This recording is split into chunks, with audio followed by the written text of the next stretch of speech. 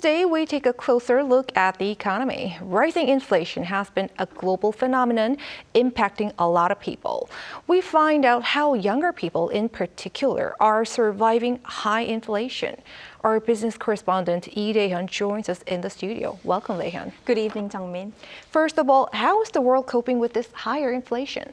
Well, if you take a look at in America, over a third of all households, 38.5% in fact have been finding it hard to pay their bills. Data released by the U.S. Census Bureau show that the equivalent of 89.1 million have said that they have been struggling between late April and early May. That's up from 34.4% a year ago. The UK too is suffering from a heavy consumer price rise, with the inflation rate staying at 10%. Food prices specifically increased by almost 20%, the highest rate in more than 45 years. Although some experts say inflation is coming down as is expected to fall over the next few years, that doesn't mean prices are falling. This actually indicates that the rising gap is starting to narrow, so younger people are tightening their purse strings, quite the opposite of the flex trend we saw a few years ago that was all about excessive consumption. I see. So what are young people doing now? Well, cash seems to making a comeback among millennials and Gen Zs. It's called cash stuffing, where people are only using cash instead of credit or debit cards. The stuffing part refers to cash being put into envelopes. You divide the cash between envelopes for each budget category, such as groceries, transport, and hobbies, and only spend what's in them. Hashtag cash stuffing has now become a challenge for the younger generation on social media platform TikTok, with some videos recording over 930 million views.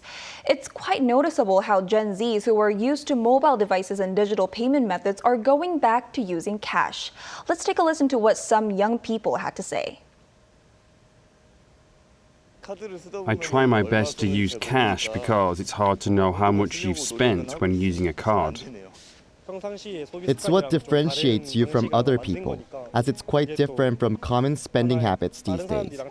That could be your own strategy for your social media account. Now, you might wonder whether this is just a social media fad that's going to disappear. Well, that might not be the case, as citing a personal finance expert, New York Times reports that pain is registered in the brain when paying with cash, while with cards, it feels like you're spending someone else's money, which makes people spend 12 to 18% more.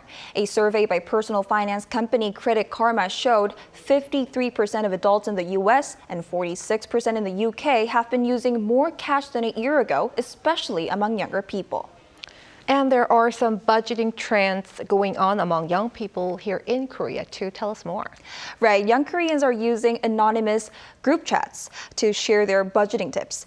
So they also send each other their daily spending and evaluate each other's budgeting abilities. Some are also taking part in a zero spending challenge, which they spend nothing in a single day and share their achievements on social media.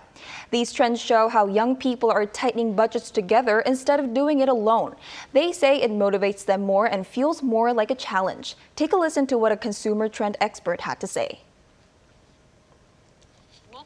Now, it's important to know that these age brackets pursue joy in every activity. They don't have a sufficient amount of money, but they don't see this negatively or feel discouraged by it. Instead, they find fun ways to save money with their friends.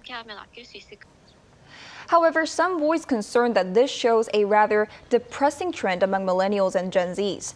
They say high inflation is making young people worried about their futures and that they feel the need to save money on small daily things like even a cup of coffee.